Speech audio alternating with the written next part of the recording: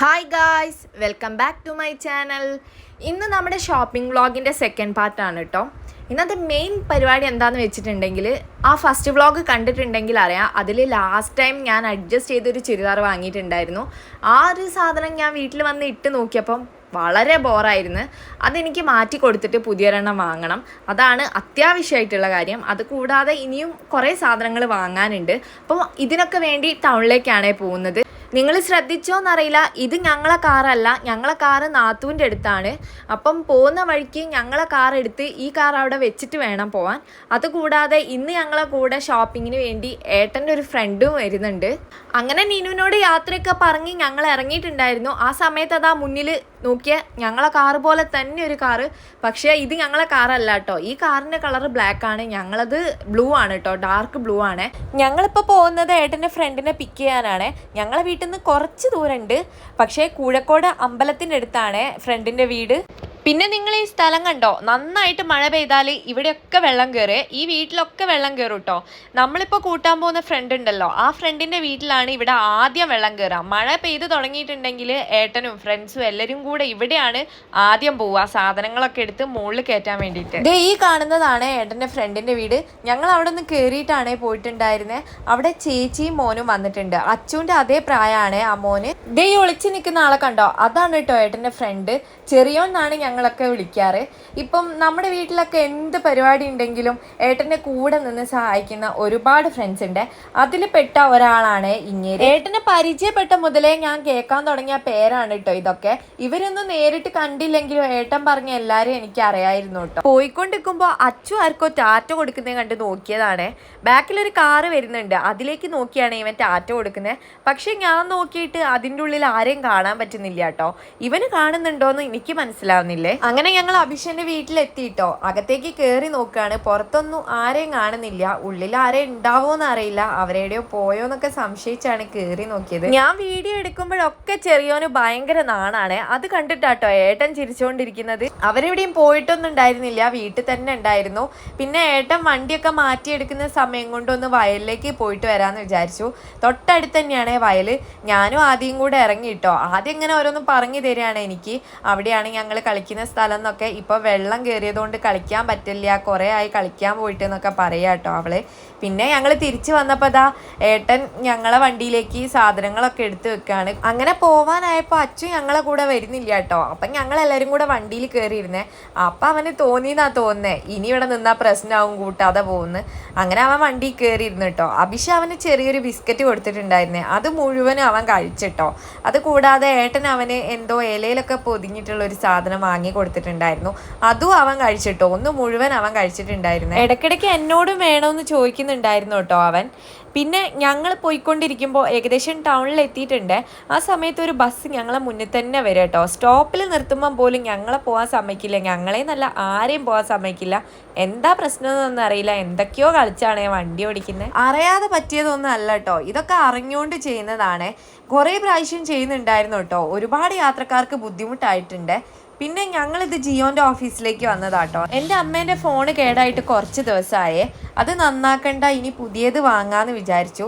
ജിയോൻ്റെ phone നല്ലതാണെന്ന് ഏട്ടൻ പറഞ്ഞിട്ടുണ്ടായിരുന്നു. അപ്പോൾ അവിടെ ഒന്ന് കയറി നോക്കിയിട്ട് പോകാമെന്ന് വിചാരിച്ചു. അവിടെ ഫോണിൻ്റെ സ്റ്റോക്ക് ഉണ്ടായിരുന്നില്ല, അതുകൊണ്ട് ഞങ്ങൾ അവിടെ നിന്ന് വാങ്ങാതെ വന്നു കേട്ടോ.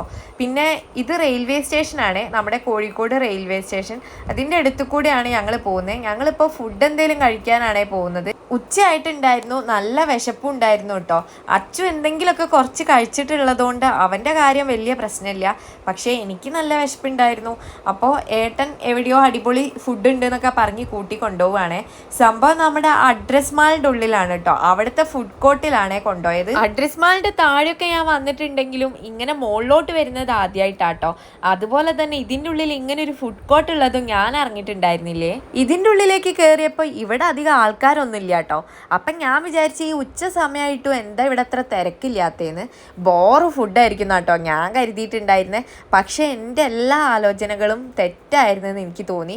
എന്താ വെച്ചാൽ ഇവിടെ കയറിയപ്പോൾ അടിപൊളി ഫുഡായിരുന്നു. അത് കൂടാതെ ഒരുപാട് ഐറ്റംസ് വെറും 130 രൂപയ്ക്കായിരുന്നു കേട്ടോ കിട്ടിയിട്ടുണ്ടായിരുന്നത്. വേറൊരു പ്രത്യേകത എന്താണെന്ന് വെച്ചാൽ ഇതൊക്കെ അൺലിമിറ്റഡ് ആണ്, നമുക്ക് എത്ര വേണേലും വാങ്ങാം. കഴിച്ച് കഴിഞ്ഞ് ഞങ്ങളിതാ മെയിനായിട്ടുള്ള പരിപാടിക്ക് പോവുകയാണ്. SM സ്ട്രീറ്റിലേക്ക് ഇറങ്ങുകയാണ് കേട്ടോ. ആദ്യം ചെയ്യാനുള്ളത് എന്താണെന്ന് വെച്ചാൽ ആ ചുരിദാർ മാറ്റി കൊടുത്തിട്ട് വേറെ ഒന്ന് വാങ്ങണം.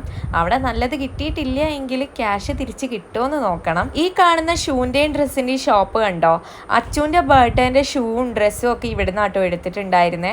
നമ്മുടെ കോയിൻകോൻ്റെ പാർക്കിങ്ങിൻ്റെ നേരെ മുന്നിൽ തന്നെയാട്ടോ ഈ കടകൾ വരുന്നത്. അതിലെങ്ങനെ നടക്കുമ്പോൾ ഒരു ഡ്രസ്സ് കണ്ടിട്ടോ, ദേ മഞ്ഞ കളറ്.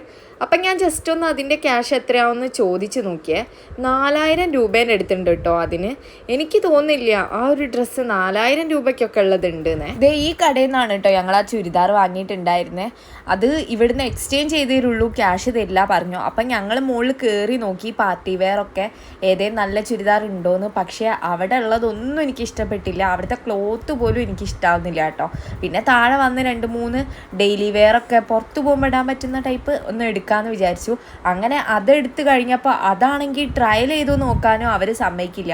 ഇനി എന്തെങ്കിലും പ്രശ്നമുണ്ടെങ്കിൽ അത് പിന്നെ മാറ്റി കൊണ്ടുവരണ്ടേ, എന്ത് ചെയ്യാനോ. അവസാനം അവിടുന്ന് കച്ചറ ഉണ്ടാക്കിയിട്ടാണ് അവർ ബാക്കി പൈസ തന്നിട്ടുണ്ടായിരുന്നത്. അത് കഴിഞ്ഞിട്ട് ഞങ്ങൾ കോയിൻകോൻ്റെ ഉള്ളിലേക്ക് തന്നെയാണ് വന്നത്. എനിക്ക് കുറച്ച് ഫാൻസി ഐറ്റംസ് ഒക്കെ വാങ്ങാനുണ്ടായിരുന്നു. അപ്പം ഞാൻ ഒരുപാട് വർഷമായിട്ട് ഇവിടുന്ന് തന്നെയാണ് കേട്ടോ ഫാൻസി ഐറ്റംസ് ഒക്കെ വാങ്ങുന്നത്. ഇവിടെ ഒരുപാട് കളക്ഷൻ ഉണ്ട് കേട്ടോ, പക്ഷേ റേറ്റ് കുറച്ച് കൂടുതലാണ്. അച്ചു നല്ല അലമ്പാക്കുന്നുണ്ടായിരുന്നു കേട്ടോ ഈ സമയത്ത്. എന്താ പറ്റിയെന്നൊന്നും അറിയില്ല, നല്ല കച്ചറയായിരുന്നേ. അതുപോലെ ഏട്ടൻ എവിടെയോ പോവേണ്ട ഒരാവശ്യം ഉണ്ടായിരുന്നു, അതിന് ലേറ്റ് ആയിട്ടുണ്ടായിരുന്നു കേട്ടോ ഈ സമയമായപ്പോഴത്തേക്ക്. അപ്പോൾ ഏട്ടൻ പറഞ്ഞ് പോവാ, ഇനി അധികം നേരം നിൽക്കണ്ട, ബാക്കിയെല്ലാം പിന്നെ വാങ്ങാന്ന്. പക്ഷേ എനിക്ക് തയ്പ്പിക്കാൻ കൊടുക്കണ്ടേ, അപ്പോൾ തയ്പ്പിക്കാനുള്ളത് വാങ്ങി പോയിട്ടുണ്ടെങ്കിൽ ബാക്കിയെല്ലാം പിന്നെ വാങ്ങാമല്ലോ. അപ്പം ഞാൻ സാരീൻ്റെ ബ്ലൗസിൻ്റെ ലൈനിങ് എടുക്കാനും ചുരിദാർ എടുക്കാനും വേണ്ടി ഫാഷൻ ബസാറിലേക്ക് വന്നതാണ് കേട്ടോ. ഞാൻ കണ്ടുവെച്ച പോലത്തെ ചുരിദാറൊക്കെ അപ്പോൾ അവിടെ നിന്ന് പോയിട്ടുണ്ടായിരുന്നു കേട്ടോ. എന്നാലും ഞാൻ വിചാരിച്ച പോലത്തെ ഐറ്റംസൊക്കെ അവിടെ ഉണ്ടായിരുന്നു. അതുകൊണ്ട് ഞാൻ ഒരു ചുരിദാർ അവിടെ നിന്ന് തന്നെ എടുത്തേ. പിന്നെ ലൈനിങ്ങിൻ്റെ തുണിയും എടുത്തിട്ടുണ്ടായിരുന്നു. ഞാൻ അങ്ങനെ വേഗം ഇറങ്ങി കേട്ടോ താഴോട്ട്. ഏട്ടൻ ബില്ലാക്കാൻ നിൽക്കുന്ന സമയത്ത് അച്ചു നല്ല ഉറക്കമായിരുന്നു കേട്ടോ. അതുകൊണ്ട് ഞാൻ അവനെ കൂട്ടാതെയാണ് കേട്ടോ ഫാഷൻ ബസാറിൽ കയറിയിട്ടുണ്ടായിരുന്നു. അങ്ങനെ ഞങ്ങൾ തിരിച്ചു പോവുകയാണ്. ഇനി ഒരുപാട് സാധനങ്ങൾ വാങ്ങാനുണ്ട്. അമ്മയ്ക്ക് ഫോൺ വാങ്ങണമെന്ന് പറഞ്ഞിട്ടുണ്ടായിരുന്നല്ലോ, അത് വരുമ്പോൾ നോക്കാമെന്നായിരുന്നു വിചാരിച്ചിട്ടുണ്ടായിരുന്നേ. പക്ഷേ അതിനും പറ്റിയില്ല. എന്നെ വീട്ടിൽ ഡ്രോപ്പ് ചെയ്തിട്ട് വേണം ഏട്ടന് പോവാൻ വേണ്ടിയിട്ട്. അപ്പോഴേക്ക് കുറേ ലേറ്റ് ആവും. പിന്നെ ഞാൻ വീട്ടിലെത്തിയപ്പോൾ ശ്രീകുട്ടി നമ്മളെ കല്യാണപ്പെണ്ണ് വന്നിട്ടുണ്ടായിരുന്നു. അവൾക്ക് നമ്മൾ വാങ്ങിയ സാധനങ്ങളൊക്കെ കാണാൻ വേണ്ടിയിട്ട്. അങ്ങനെ അവർക്കൊക്കെ കാണിച്ചു കൊടുത്തുകൊണ്ട് നിൽക്കുകയാണ് ഞാൻ. അച്ചുതിൻ്റെ ഇടയിൽ കിടന്ന് നല്ല കച്ചറ ഉണ്ടാക്കുന്നുണ്ട് കേട്ടോ. എല്ലാ സാധനങ്ങളും പിടിച്ച് വലിച്ചുകൊണ്ട് നിൽക്കുകയാണ്. ആ സമയത്താണ് ശ്രീകുട്ടീൻ്റെ ചെക്കൻ, അതായത് നമ്മളെ കല്യാണച്ചക്കൻ വിളിച്ചിട്ടുണ്ടായിരുന്നേ. അങ്ങേരെ കോള് കണ്ടാൽ പിന്നെ അച്ചു ചെറിയച്ചൻ എന്ന് പറഞ്ഞ് ആ കോള് നോക്കാൻ പോവേ. അങ്ങനെ അവൻ സംസാരിച്ചുകൊണ്ടിരിക്കുക കേട്ടോ. ഈ ലോട്ടസ് ചെയിൻ ഞാൻ വാങ്ങിയിട്ടുള്ളത് ഗുരുവായൂർ പോകുമ്പം ധാവണിക്ക് ഇടാൻ വേണ്ടിയിട്ടാണ് കേട്ടോ. ഇതിന് 150 രൂപയായി. ശരിക്കും ഇതിന് എത്രയാ പുറത്ത് പൈസ എന്നൊന്നും എനിക്കറിയില്ല. ഞാൻ എന്നോ ഇൻസ്റ്റഗ്രാമിൽ ഷോർട്സ് കണ്ടിട്ടുണ്ടായിരുന്നു 60 രൂപയോ 70 രൂപയോ എങ്ങാനും ഉള്ളൂ എന്ന്. പക്ഷേ ഞാൻ വാങ്ങിയ കടയിൽ ഇതിന് നല്ല പൈസയാണ്. ശരിക്കും ഇതിന് എത്രയാ പൈസ എന്ന് അറിയുന്ന ആൾക്കാരുണ്ട്, ഒന്ന് കമൻറ്റ് ചെയ്യാം. ഫാൻസി ഐറ്റംസ് ഒക്കെ ഞാൻ അപ്പം തന്നെ വാങ്ങിയിട്ടുണ്ടായിരുന്നു. അതുകൊണ്ട് ഇനി ഫാൻസിയിലേക്ക് കയറേണ്ട ആവശ്യമില്ല. പിന്നെ ഈ ഡ്രസ്സ് കണ്ടോ, ഇങ്ങനെ 2 ഡ്രസ്സ് ഉണ്ട് കേട്ടോ. അതെനിക്ക് ഏട്ടൻ കോയമ്പത്തൂർ പോയി വരുമ്പോൾ വാങ്ങിക്കൊണ്ട് തന്നാണ്. സാധാരണ ഏട്ടൻ ഇങ്ങനെ എന്തേലും വാങ്ങിക്കൊണ്ട് തന്നാൽ എനിക്ക് വലിയ ഇഷ്ടപ്പെടാറൊന്നും ഇല്ല കേട്ടോ. പക്ഷേ ഈ 2 ഡ്രസ്സ് എനിക്ക് ഇഷ്ടപ്പെട്ടിട്ടുണ്ടായിരുന്നേ. ഞാനത് ഷേപ്പാക്കാൻ കൊടുത്താണ്. അത് കിട്ടിയിട്ട് ഞാൻ ജസ്റ്റ് ഒരു ഷോർട്സ് ചെയ്യാം കേട്ടോ. തയ്ക്കാനുള്ളതൊക്കെ വേറെ വേറെ ആയിട്ട് എടുത്ത് വെച്ചേക്കാണ് ഞാൻ. ഇനി അത് കൊണ്ട് കൊടുത്താൽ മാത്രം മതി. അത് കഴിഞ്ഞതിൻ്റെ ശേഷം ഞാൻ അച്ഛനും മുട്ടയും പാലും കൊടുക്കാൻ വേണ്ടി വന്നതാണ് കേട്ടോ. ഇപ്പോൾ അവൻ ഒറ്റയ്ക്ക് തന്നെ എടുത്ത് കഴിക്കും കേട്ടോ. എല്ലാ ഫുഡും ഒറ്റയ്ക്ക് എടുത്ത് കഴിക്കുക. അതുപോലെ വെള്ളവും പാലും ഒക്കെ അവൻ ഒറ്റയ്ക്ക് കുടിക്കുകയും ചെയ്യും കേട്ടോ. നമ്മൾ അടുത്ത് നിന്നിട്ട് ഒന്ന് ശ്രദ്ധിച്ചാൽ മതി. പിന്നെ ഒരുപാടൊന്നും പുറത്തേക്ക് ചിന്തി കളയൊന്നുമില്ലേ, നമ്മൾ ശ്രദ്ധിക്കണം കേട്ടോ. ഇല്ലേ ചിലപ്പോൾ അവൻ വയറ് നിറങ്ങിയിട്ട് തുവിക്കാളുവേ. അപ്പോൾ ഇന്നത്തെ ഷോപ്പിംഗ് വ്ളോഗ് ഇത്രയേ ഉള്ളൂ. ഇനി ഇതിൻ്റെ ഒരു 3rd പാർട്ടായിട്ട് ഞാൻ വരുന്നതായിരിക്കും കേട്ടോ. അതുവരെ എല്ലാവർക്കും ബൈ ബൈ.